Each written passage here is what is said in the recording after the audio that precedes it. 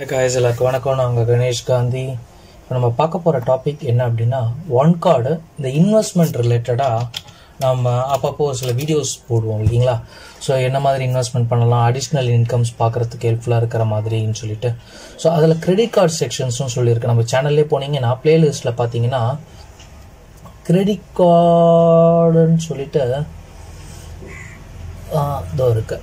So இந்த credit card ஓரியன்டாக வரும், ஆனால் ஃபிக்ஸட் டெபாசிட் ஓகேங்களா. ஒன் கார்டுன்னு சொல்லிட்டு எஸ்எம்பி பேங்க்குன்னு பண்ணியிருக்காங்க. எஸ்எம்பி ஆர் எஸ்பிஎம் இதர் ஐம் நாட் ரிமெம்பர் த பேங்க்கு. அந்த பேங்க் வந்து பார்த்தீங்கன்னா இவங்களுடைய பேடிஎம் இருக்குல்ல அந்த டைப் ஓரியன்ட் வராங்க. ஸோ நான் ஜஸ்ட் ஒரு ஃபார்மாலிட்டிக்கு ட்ரை பண்ணலாம் அப்படின்னு சொல்லிட்டு இந்த அக்கௌண்ட் ஓப்பன் பண்ணேன்.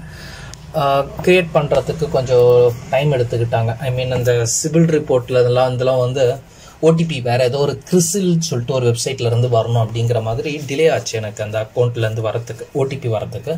அதுக்கப்புறமா அக்கௌண்ட் வெரிஃபிகேஷன் பார்க்க சொல்ல எனக்கு மொத்தம் 2 டைப் காமிச்சிது. ஒன்று வந்து 24,000 கிரெடிட் லிமிட்டு, இன்னொன்று வந்து ஃபிக்ஸட் டெபாசிட் ஓப்பன் பண்ணி அதுக்கு அகெயின்ஸ்டாக வச்சுக்கலாம் அப்படின்ட்டு.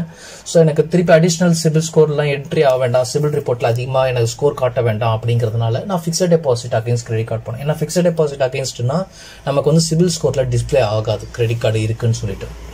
ஸோ அதனால் நான் fixed deposit against credit card எடுத்தேன். இவங்க என்ன பண்ணுறாங்க அப்படின்னா, ஃபர்ஸ்ட் ஆஃப் ஆல் நான் வந்து அந்த ஆப்போட லிங்க் நான் உங்களுக்கு ஓப்பன் பண்ண இன்ட்ரெஸ்ட் இருந்தால் கீழே லிங்க் கொடுக்குறேன், அதை ஓப்பன் பண்ணிக்கோங்க. இதில் நான் ஃபர்ஸ்ட் டைம் பண்ணுறேங்கிறதுனால எனக்கு கொஞ்சம் ஃபியர் இருந்ததுனால நான் இதை ஓப்பன் பண்ணுறதுக்கு ஒரு 2,000 rupees மினிமம் டெபாசிட் பண்ணால் ஃபிக்ஸட் டெபாசிட் பண்ணலாம் அப்படின்னாங்க. ஸோ நான் ஃபஸ்ட்டு வந்து 20ஆம் தேதி 20th June வந்து ஒரு 2,000 டெபாசிட் பண்ணேன். அப்படி பண்ண சொல்ல எனக்கு வந்து பார்த்தீங்கன்னா அவங்க இந்த இன்ட்ரெஸ்ட் கொடுக்குறாங்க. 7.5% இன்ட்ரெஸ்ட் கொடுத்து 12 months ஒன்ஸ் ஆட்டோ ரினிவல் ஆகிடும். எனக்கு மெச்சூரிட்டி அப்போ 2,154 கிடைக்கும் ஓகேங்களா. அதுக்கப்புறம் திருப்பி நான் என்ன பண்ணேன்னா இன்னொரு ஃபிக்ஸட் டெபாசிட் போட்டேன். செகண்ட் டைம் பே பண்ணேன், 6% வருது, 2,123 எனக்கு கிடைக்கும். ஸோ இப்போ நான் டோட்டலாக எவ்வளோ டெபாசிட் பண்ணியிருக்கேன் பார்த்தீங்கன்னா 4% பண்ணியிருக்கேன் ஓகேங்களா. 20th June 1, 25th June 1 பண்ணுறேன். ஸோ இந்த 4,000க்கு எனக்கு அவங்க கிரெடிட் கொடுக்குறாங்க, கிரெடிட் கார்டு லிமிட் கொடுக்குறாங்க. எவ்வளோ கொடுக்குறாங்கன்னா 4,400 கொடுக்குறாங்க, அதாவது 110% கொடுக்குறாங்க. இப்போ நான் வேணும்னாலும் எக்ஸ்டெண்ட் பண்ணிக்கலாம் ஓகேங்களா. இனிமேல் என்ன பண்ணேன்னா 1 year டென்யூர் ஆட்டோ ரெனியூ ஆகும், no fees no charges, 6% interest கிடைக்கும். எனக்கு ஃபிக்ஸட் டெபாசிட் யூஸ் பண்ணுறதுக்கு வட்டியும் கிடைக்குது, இன்னொரு பக்கம் எனக்கு கிரெடிட் கார்டும் கிடைக்குது. நான் இதை மேஜராக ஓப்பன் பண்ணுறதுக்கு 2 காரணங்கள் இருக்குது.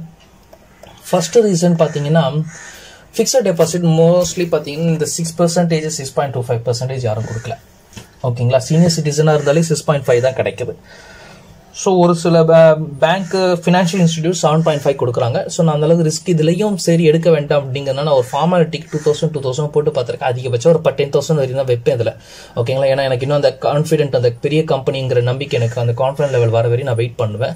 So just increase credit limit கொடுத்துட்டா நம்ம அந்த அமௌண்ட்டு வந்து காமிச்சிரும் ஓகேங்களா. அப்படி பண்ணேன்னா எனக்கு என்ன ஆகுதுன்னா, இந்த இடத்துல அவைலபிள் லிமிட் வந்து எனக்கு மாறிடும், ஆட்டோமேட்டிக்காகவே மாறிடும். அந்த ஒரே ஒரு கிரெடிட் கார்டுக்கு தான்.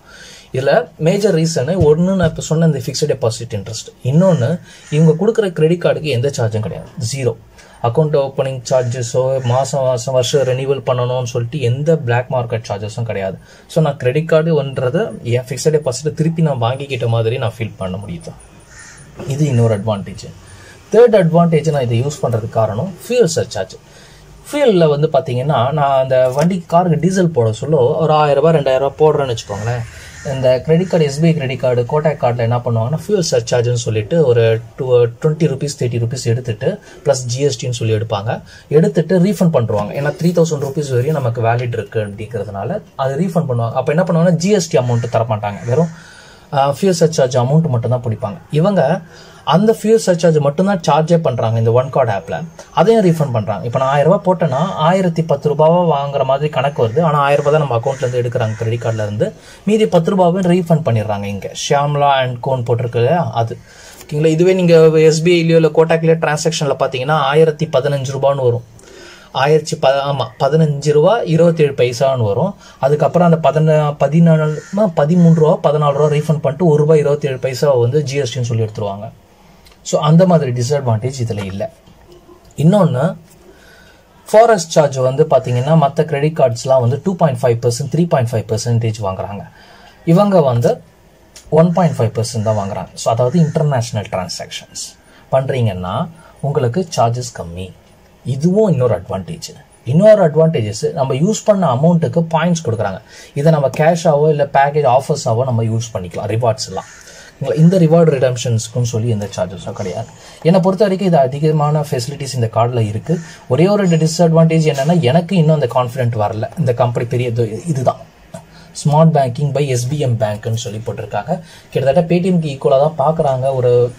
ஓரளவுக்கு பாப்புலாரிட்டி எஸ்பெஷலி இந்த ஒன் கார்டு ஆர்டர் ஆயிருக்காங்க அப்படின்னு சொல்லலாம் நம்ம. ஓகேங்களா? ஸோ நான் இப்போ தான் கொஞ்சம் கொஞ்சமாக கான்ஃபிடன்ட் லெவல் அதிகமாக இதில் நான் இந்த ஃபிக்ஸட் டெபாசிட்டுக்குன்னு சொல்லி ஒரு இன்வெஸ்ட்மெண்ட் அதிகப்படுத்திட்டு வருவேன். ஸோ இதுதான் நான் உங்களுக்கும் சஜஷன்ஸ் கொடுக்குறேன். ஏன்னா ஒரு பக்கம் ஃபிக்ஸட் டெபாசிட்டு, இன்னொரு பக்கம் உங்களுக்கு ஒரு கிரெடிட் கார்டு இருக்குது. அதாவது உங்கள் ஃபண்டை நீங்கள் திருப்பி ரீட்ரான்சாக்ஷன் பண்ணிக்க யூஸ் பண்ணுறீங்க. இதுக்காக நீங்கள் எந்த கை காசோ எந்த செலவோ எந்த வீண் செலவோ நீங்கள் பண்ண வேண்டிய அவசியம் இல்லைங்கிறது பெரிய அட்வான்டேஜ் தான். என்ஜாய் பண்ணலாம். ஓகே, நெக்ஸ்ட் வீடியோவில் பார்க்கலாம். Thank you, take care, bye bye.